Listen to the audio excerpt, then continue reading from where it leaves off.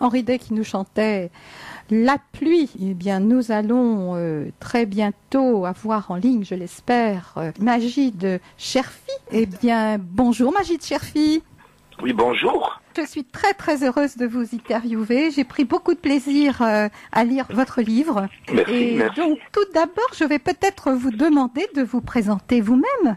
Oui, donc je m'appelle Majid Cherfi. Donc je suis essentiellement surtout connu parce que je suis un des chanteurs du groupe Zebda. J'ai écrit l'essentiel donc des textes pour Zebda. J'ai publié 3 bouquins. Oui. J'ai participé à quelques tournages de films. Voilà, je suis artiste de variété, toulousain. D'accord. Alors, dans votre livre Ma part de Gaulois, que vous allez venir signer et présenter donc mardi 22 après-midi au Théâtre du Chevalet de Noyon, vous nous racontez votre enfance puis votre jeunesse.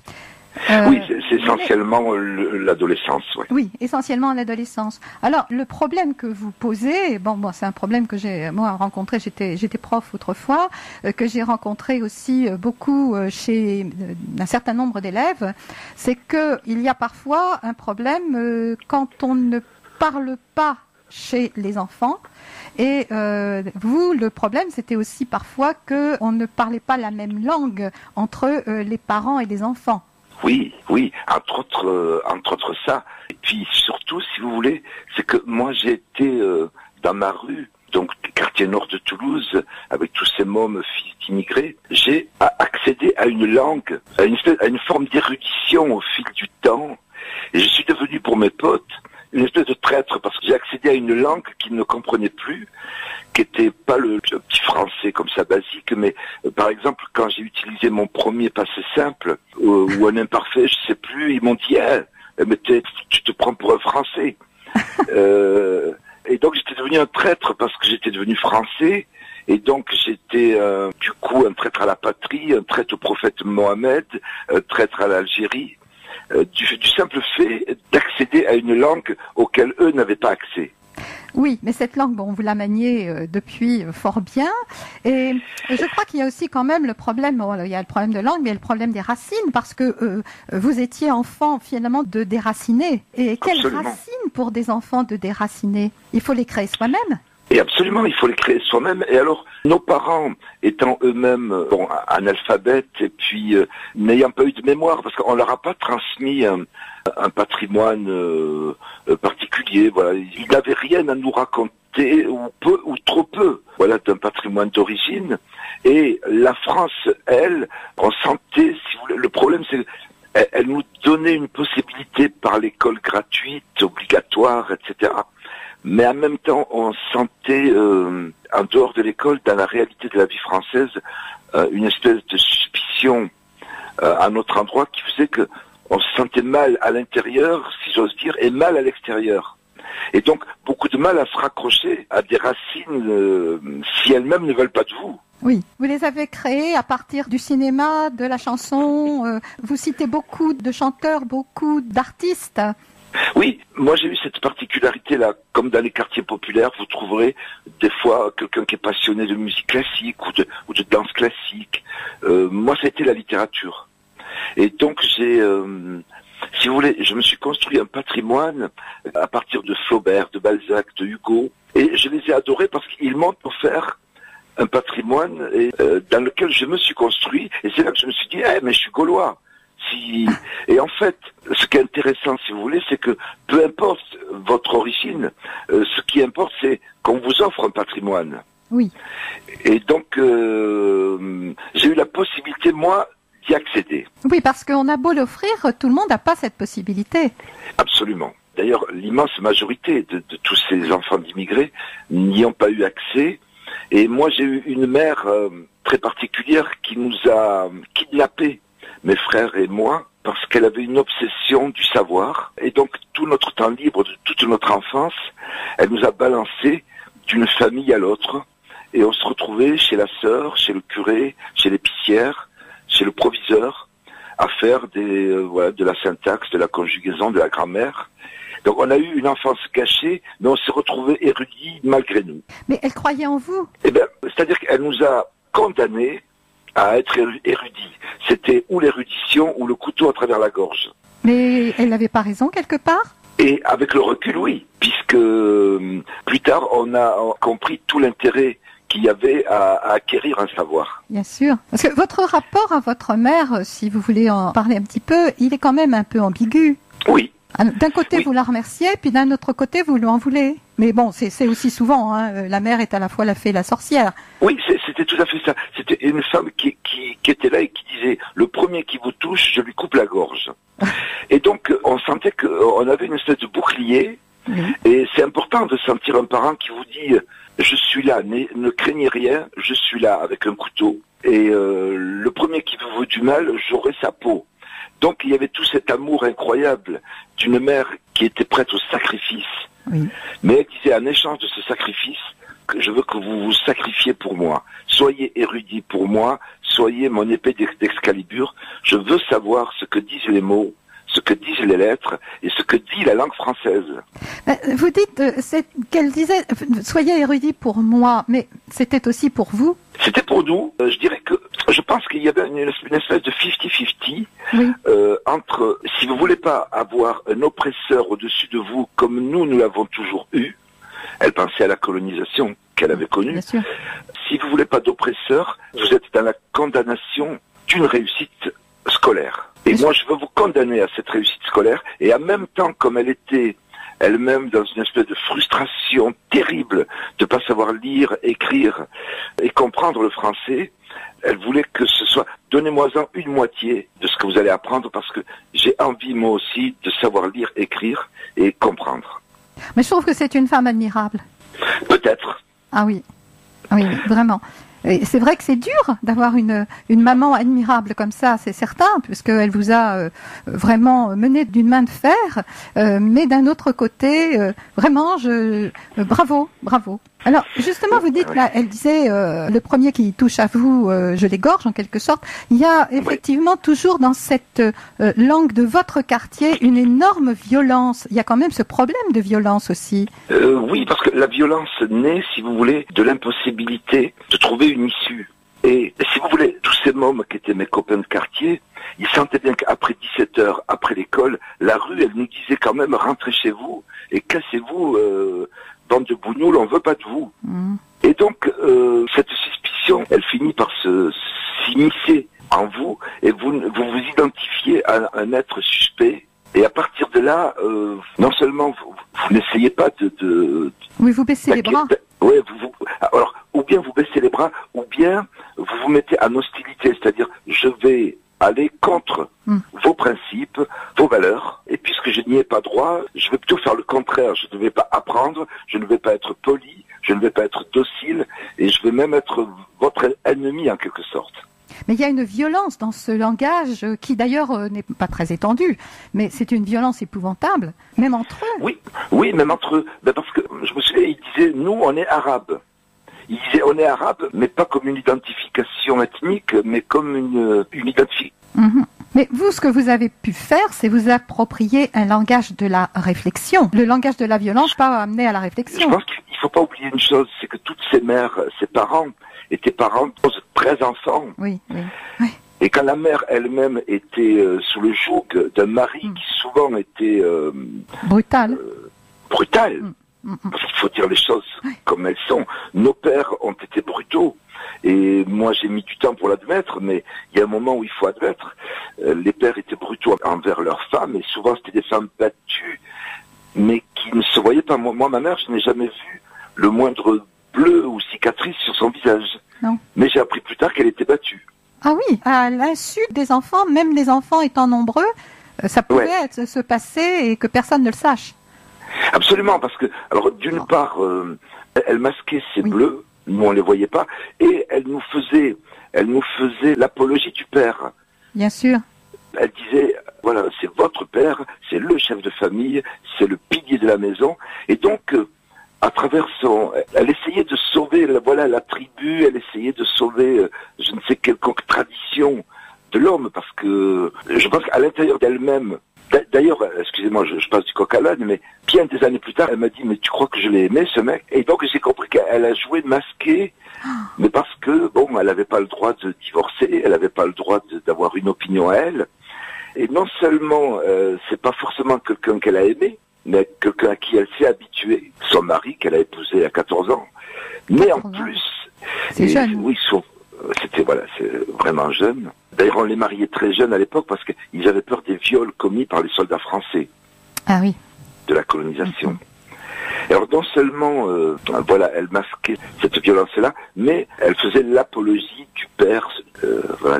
Il y a aussi une chose, c'est que si vous voulez qu'un enfant se respecte, il faut qu'il respecte son père. Mais vraiment, je trouve cette femme absolument admirable, d'une force intérieure, c'est incroyable. Vous avez eu une chance d'avoir une mère pareille. Oui, je dois dire que aujourd'hui, je comprends la chance que j'ai eue. Et d'ailleurs, elle nous l'a dit aussi, elle dit, quand on est pauvre, parce qu'elle a essayé de m'expliquer ce kidnapping et cette violence de quand on était enfant. Elle nous disait, les câlins, les mamours, c'est réservé à ceux qui ont de l'argent et des moyens. Quand on est pauvre, il faut pas trop aimer ses enfants pour les durcir et les préparer au monde auquel ils vont faire face. Et elle nous disait, vous, en vous appelant Mohamed, Kader, Majid, cette société dans laquelle vous êtes, elle va vous rappeler à quelques vérités. Et donc voilà, c'était l'explication de la pauvreté donne pas le droit d'aimer ses enfants tout à fait. Quelle sagesse. Quelle sagesse. Ah oui. C'était assez incroyable. Ah oui, c'est incroyable. C'est une grande sagesse. Pour quelqu'un qui n'avait pas étudié, qui avait été marié très jeune, qui avait de nombreux enfants, etc. Je crois que vraiment, pour vous, ça a été vraiment votre chance. Une maman pareille. Ah oui, moi, je l'admire, voyez, votre maman. Et vous avez pu vous approprier donc ce langage de la réflexion, mais aussi en même temps le langage de la douceur et de la tendresse, mais peut-être parce que vous aviez aussi un caractère doux, finalement. Oui, certainement. Après, vous savez, c'est le mystère de tous ces apports qui influent un individu. Et tout à coup, il y a une espèce de synthèse qui se fait et qui fait de vous, ce que l'on est. Oui. Et moi, je suis le fruit à la fois de cette mère, de ce père, et puis de toutes ces familles françaises qui nous ont pris en charge et qui ont voulu faire de nous des espèces d'exemplarité de la République. Oui. Et donc voilà, on est le fruit de toutes ces influences. Mais bon, j'aime beaucoup, là, dans votre livre, vous dites votre attitude vis-à-vis des jeunes filles, des jeunes femmes. Vous sentez très bien qu'il y a quelque chose là qui est dur, qui est horrible pour elles. Bon, je n'insiste pas parce que je veux que les gens le lisent. Il y a vraiment des passages. Bon, il y a quelqu'un qui me regardait lire et à un moment, la personne m'a dit, ah, tiens, c'est drôle, c'est vrai? On rit assez souvent. Et malheureusement, j'étais à un moment où c'était pas drôle du tout. Donc l'histoire de la petite jeune fille là, qui a une super correction. Et je trouve que vous avez justement, vous vis-à-vis des femmes, vis-à-vis des filles, enfin vous dites que vous faisiez votre ménage, vous aviez déjà quand même une attitude différente par rapport à ceux qui vous entouraient. Oui, parce que, comme vous le dites, ma mère nous a dit très tôt, vos sœurs ne seront pas vos esclaves. Bon. Et on a passé la serpillière à égalité, la vaisselle, les tâches ménagères. Et les copains passaient, ils allaient au foot et puis ils criaient Majid PD, Majid PD, parce qu'ils me voyaient un balai entre les mains. Et dans ces familles, comme dans beaucoup de familles d'ailleurs, les femmes sont sur les tâches ménagères et les mecs sont au foot. Et donc, j'allais dire, cette solidarité envers les femmes, elle est née aussi du message maternel. Ouais. Les femmes ne sont pas vos esclaves. Et donc j'ai grandi avec une espèce d'idée comme ça que pour être un homme digne de ce nom, il fallait que la femme soit son égale. Ça, c'est excellent. Mais la même chose aussi, de toute façon, vous êtes quand même quelqu'un aussi de très généreux, puisque vous avez, notamment dans le livre, là vous en parlez, vous avez fait du soutien scolaire, tout en étant, vous, au lycée. Oui, alors ça, c'était toute une génération du début des années 80, où finalement émergeait ce qu'on appelait la seconde génération. Et partout en France, vous aviez nombre de jeunes qui avaient... Alors, dans chaque quartier, vous en aviez 2-3 qui avaient un parcours scolaire. Et des tas de soutiens scolaires sont nés dans tous ces quartiers en difficulté. Et je me suis rendu compte que moi, j'avais eu cette idée avec mes amis. Donc, c'est quelques amis que j'appelais les littéraires parce que on était quelques-uns passionnés de littérature. Et l'idée nous est venue de prendre en charge tous ces mômes parce que il y avait un taux d'échec scolaire absolument incroyable. Ouais.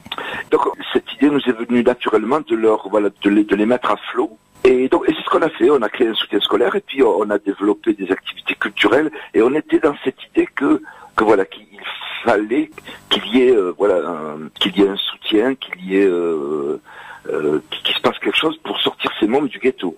Oui, leur donner le langage, leur donner une certaine culture.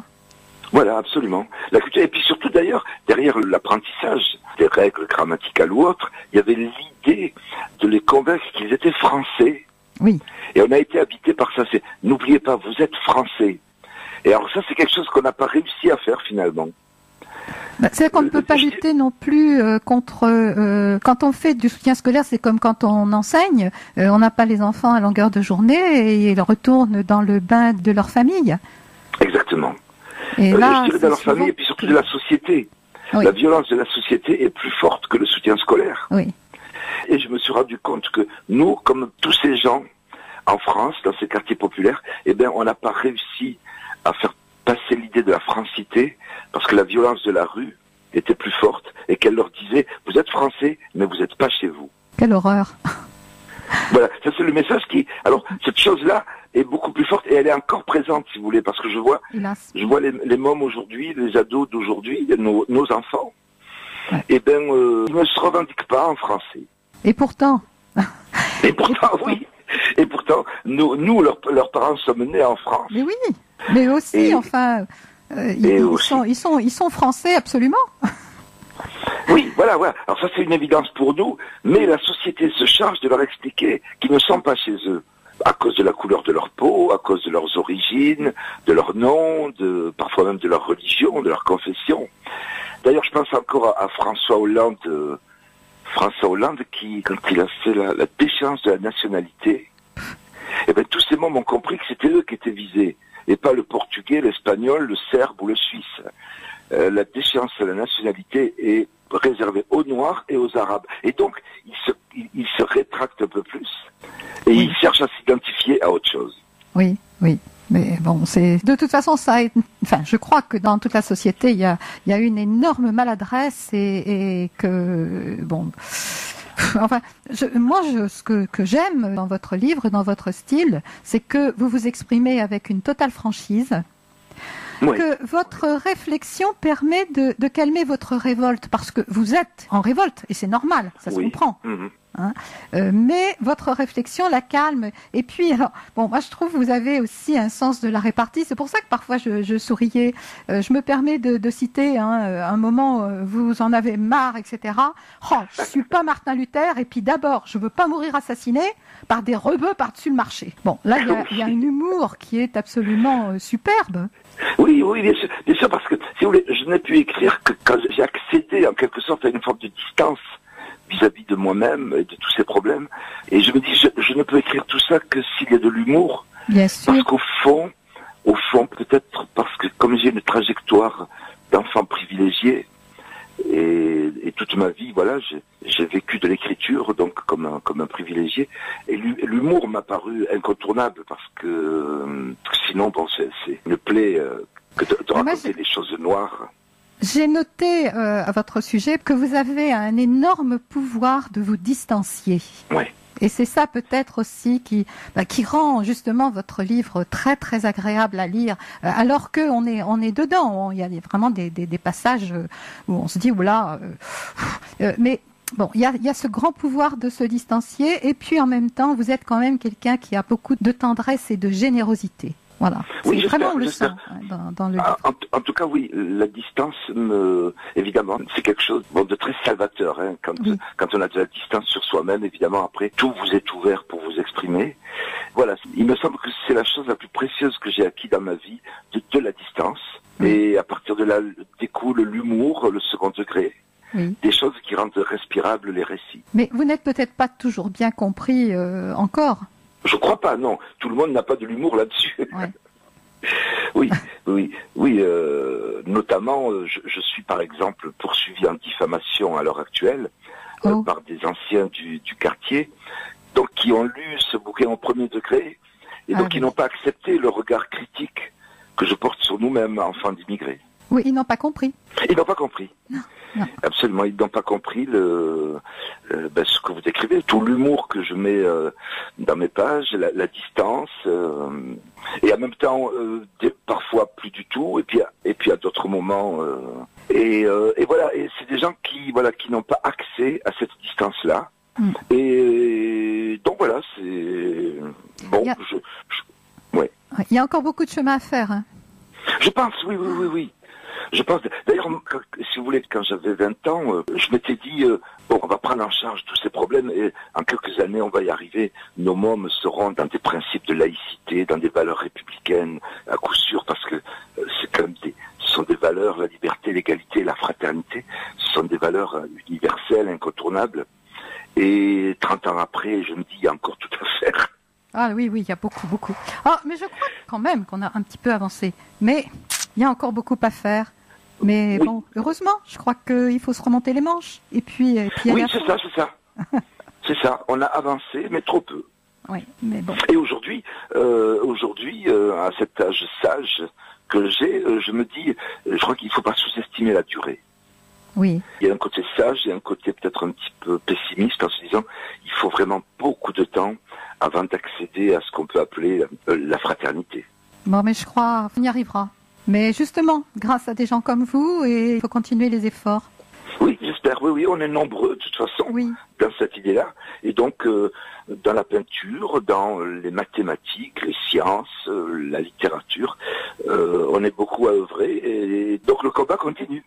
Et oui, le combat continue. Bon, Majid Cherfi, je ne veux pas prendre trop sur votre temps. Je vous remercie beaucoup d'avoir accepté cette interview. Et je rappelle que vous serez donc mercredi 22 novembre à 17h30 à la médiathèque du Chevalet, donc pour évoquer votre livre Ma part de Gaulois, et puis bien sûr aussi déjà votre album Catégorie Reine, et que le lendemain vous serez sur scène le soir, donc toujours au théâtre du Chevalet de Noyon, et on pourra aller vous écouter. Alors, je rappelle aussi que l'entrée de la médiathèque est gratuite. Voilà. D'accord.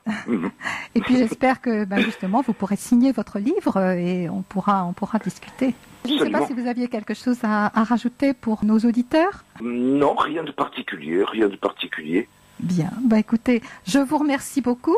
Et puis donc nous donnons rendez-vous mercredi 22 novembre à la médiathèque du Chevalet de Noyon à 17h30. Voilà, à bientôt. Absolument, j'y serai. Au revoir. À bientôt, au revoir. Des rebelles, des insoumis, partout la même réponse, la terre est un tatami.